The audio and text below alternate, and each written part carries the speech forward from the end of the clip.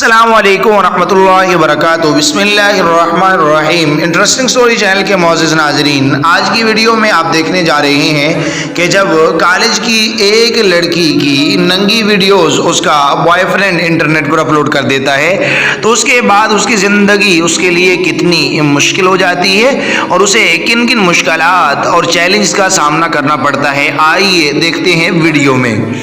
اچھا سنو نا مدحیہ، پلیز یار چہرے کے سامنے سے ہاتھ تو ہٹاؤ نا پلیز میری خاطر۔ مدحیہ پلنگ پر بیٹھی ہوئی تھی، وہ شرماتے ہوئے بولی اسد نہیں یار پلیز کیمرے کو بند کرو۔ اسد بولا جاؤ رہنے دو یار، تمہیں تو بھروسہ ہی نہیں ہے مجھ پر۔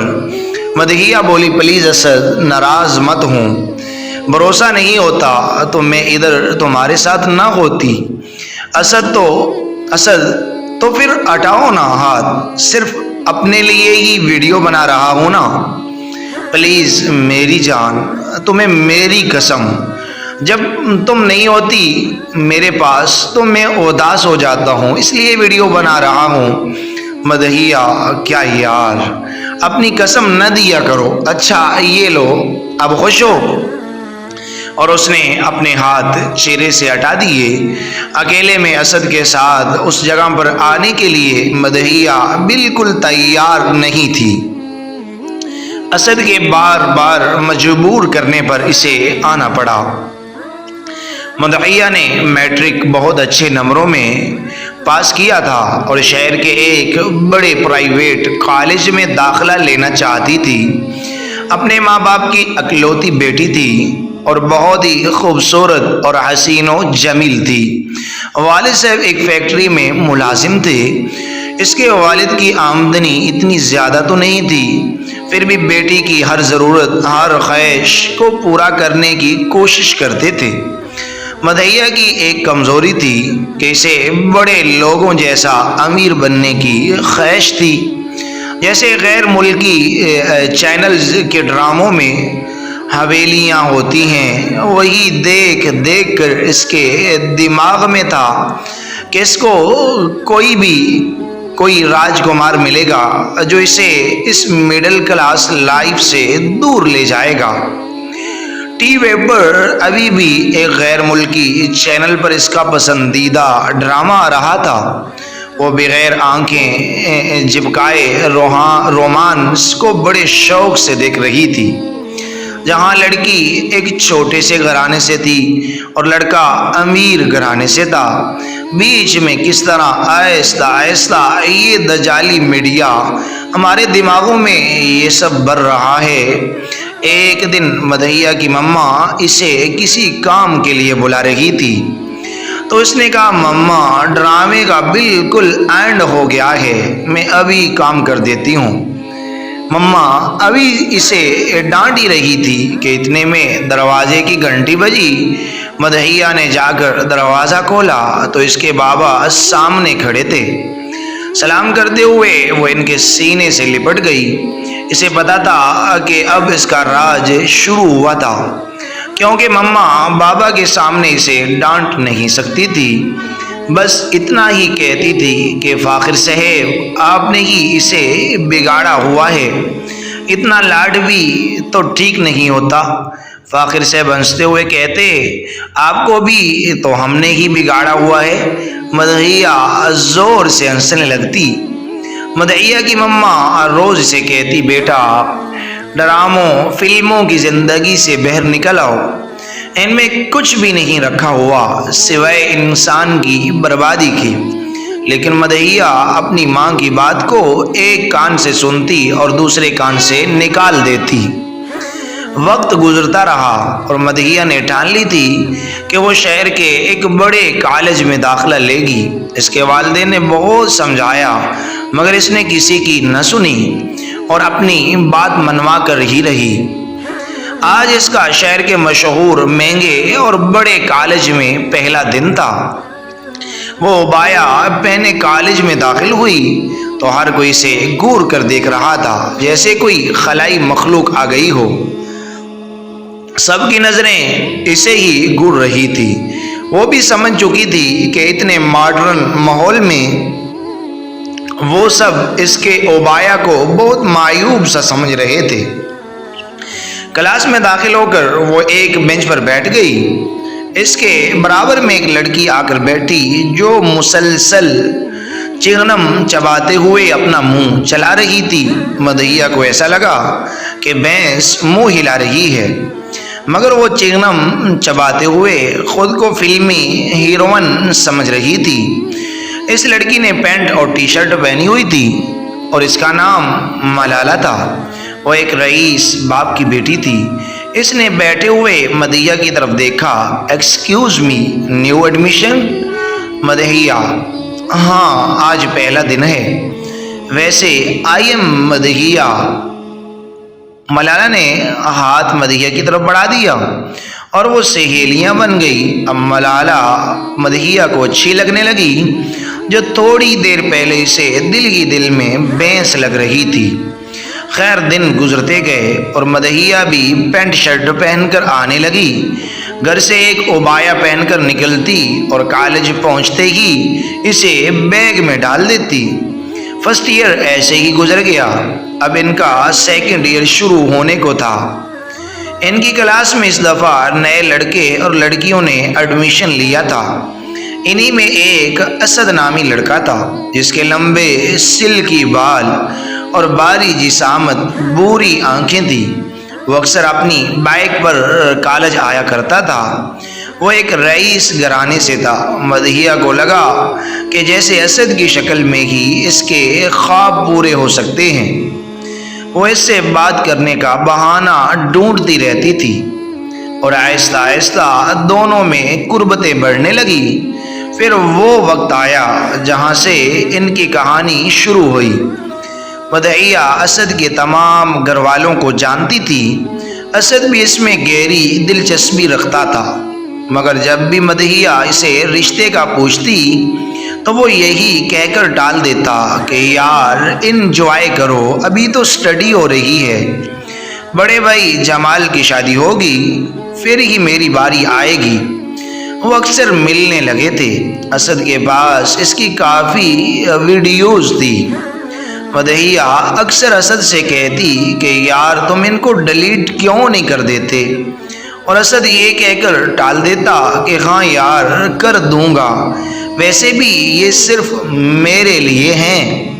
اور پھر ایک دن اسد گھر سے رات کو رائڈ کرنے نکلا تو دو ڈکیٹ گن پوائنٹ پر اس کا موبائل اور پرس دونوں چھین کر لے گئے۔ اگلی صبح جب مدحیہ کالج کے لیے نکلی تو نقاب میں اوبایا پہن کر نکلی تھی۔ کالج کے دروازے پر پہنچ کر جیسے ہی اس نے اوبایا اتارا اور اندر داخل ہوئی تو تمام لڑکے اسے دیکھ کر ہنس رہے تھے اور مدحیہ کا مذاق اڑا رہے تھے۔ مدحیہ: ہاتھ تو ہٹاؤ نا، نہیں اسد رہنے دو، وغیرہ وغیرہ بہت سی باتیں۔ نازیبا بھی تھی۔ یہ سنتے ہی مدحیہ کے پیروں تلے سے زمین نکل گئی اور وہ تیز تیز قدموں سے کلاس کی طرف بڑھنے لگی۔ ابھی وہ کلاس میں داخل ہی ہوئی تھی کہ اس کی دوست ملالہ جو بے صبری سے اس کا انتظار کر رہی تھی، اس نے فوراً مدحیہ کا ہاتھ پکڑا اور اسے ایک کمرے میں لے گئی۔ ملالہ نے موبائل نکال کر ایک ویڈیو جو اس نے پہلے سے ہی انٹرنیٹ سے ڈاؤن لوڈ کر رکھی تھی: مدحیہ یہ پکڑو موبائل اور دیکھو اپنی ویڈیو جو انٹرنیٹ پر ساری دنیا دیکھ رہی ہے، یہ تم نے کیا کر ڈالا ہے۔ اسے دیکھتے ہی مدحیہ سکتے میں آ گئی۔ اس کا حلق سوکھنے لگا، مگر وہ کب کباتی ہوئی آواز میں کہنے لگی یہ کیسے ہوا، اور اس کا لہجہ باری ہو گیا۔ مدحیہ نے فوراً اس کے موبائل سے اسد کو کال ملائی۔ مدحیہ کا دل بہت تیز دھڑک رہا تھا۔ دوسری طرف اسد کا نمبر مسلسل بند جا رہا تھا۔ وہ گھبرائے ہوئے لہجے میں ملالہ کی طرف دیکھنے لگی۔ یار اب کیا کروں میں؟ ملالہ نے اسے مشورہ دیا کہ فوراً گھر جاؤ اور گھر پر سنبھلنے کی کوشش کرو۔ مدحیہ جیسے ہی گھر کے قریب پہنچی تو گلی کے کونے سے ہی اسے اپنے گھر کے پاس بہت زیادہ بھیڑ نظر آئی۔ وہ کپ کپاتی ہوئی ٹانگوں کے ساتھ گھر کی طرف بڑھنے لگی۔ اس کے دل میں عجیب و غریب قسم کے خیالات آ رہے تھے۔ آنے والے وقت کا سوچ سوچ کر اس کا جسم کانپ رہا تھا کہ کیا منہ دکھائے گی بابا کو۔ لگتا ہے سب کو پتہ چل چکا ہے۔ اتنے لوگ گھر کے باہر کیا کر رہے ہیں؟ مختلف سوالات اس کے دماغ میں آگ بھر رہے تھے۔ 2-3 میڈیا والے بھی اس سامنے کھڑے تھے۔ وہ بھیڑ کو چیرتے ہوئے اندر داخل ہوئی اور سامنے کا منظر دیکھ کر اس کا دماغ چکرانے لگا۔ ایک زوردار چیخ کے ساتھ وہ بے ہوش ہو چکی تھی اور تقریباً 2 گھنٹے بعد اسے آہستہ آہستہ ہوش آنے لگا۔ آنکھیں ابھی بھی بند ہی تھی مگر کانوں میں لوگوں کی آوازیں آ رہی تھی۔ کیا یہی وہ لڑکی ہے؟ ماں باپ کو کھا گئی ہے یہ بے شرم، بد چلن، بےہودہ لڑکی۔ اس کی آنکھیں آہستہ آہستہ کھلی تو امی اور بابا سامنے سفید کفن میں لیٹے فرش پر بے جان پڑے تھے۔ ان دونوں نے خود کو پھندا لگا کر خودکشی کر لی تھی۔ جب مدیحہ کو ہوش آیا تو ایک کیمرہ مین اور رپورٹر اس کی طرف بڑھنے لگا۔ ابھی ناظرین اس لڑکی کو ہوش آ چکا ہے جس کے برہنہ MMS کی وجہ سے اس کے والدین نے خودکشی کر لی ہے۔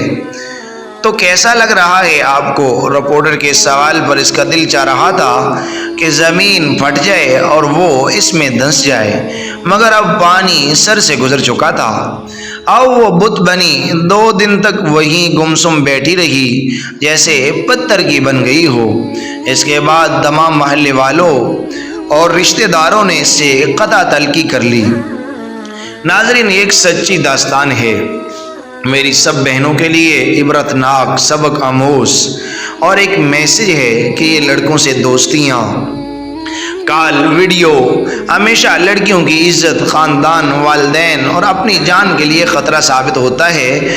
پلیز ان میں کچھ نہیں رکھا سوائے ذلت کے۔ پلیز اپنی ہر ویڈیو میں پوری کوشش کرتا ہوں کہ لڑکے اور لڑکیوں پر اس حرام رشتے کے نقصانات کو واضح کروں۔ اور ناظرین اکثر ہم فیمیل لڑکیوں میں دکھلاوا بہت زیادہ ہوتا ہے۔ اگر یہ بہت زیادہ سخت الفاظ کہہ رہا ہوں پلیز ان کو ہضم کرنے کی کوشش کریے گا، اور میں معافی بھی چاہتا ہوں اگر کسی کی دل آزاری ہو، کیونکہ میرے نالج کے مطابق جتنا میں نے اسٹڈی کیا ہے، گریجویشن کے اندر بھی نکلش والا ایک لیسن آتا ہے انگلش میں، آپ دیکھ سکتے ہیں، اور بھی بہت سی بکس میں، تو ویسے ہی ایک ریفرنس آپ کے سامنے عرض کر دیا کہ تقریباً دکھلاوا بہت زیادہ ہوتا ہے کہ میں گھر میں کچھ ہے یا نہیں، میں دوسروں سے ذرا امیر دکھوں، میرا لباس ذرا دوسروں سے اچھا دکھے، یہ ہو وہ ہو، دکھلاوا بہت ہوتا ہے۔ یہ فطرتی سی بات ہے۔ تو اس دکھلاوے کے پیچھے عورت جو ہے وہ اپنے گھر کو برباد کر بیٹھتی ہے۔ دوستو سیدنا محمد صلی اللہ علیہ وسلم نے ارشاد فرمایا کہ جس کا مفہوم عرض کر رہا ہوں کہ اگر تم خوش رہنا چاہتے ہو، اگر یہ چاہتے ہو کہ تمہاری زندگی جو ہے تمہارے لیے پرسکون رہے اور تم اپنی زندگی سے مطمئن رہو، تو ایک عمل کر لو، ایک عمل کر لو۔ وہ کیا ہے کہ تم جو ہے جتنا اللہ تعالیٰ نے جو کچھ تمہیں دیا اور جس حال میں تمہیں رکھا ہے، جس حالت میں ہو، اس میں خوش رہنا سیکھو۔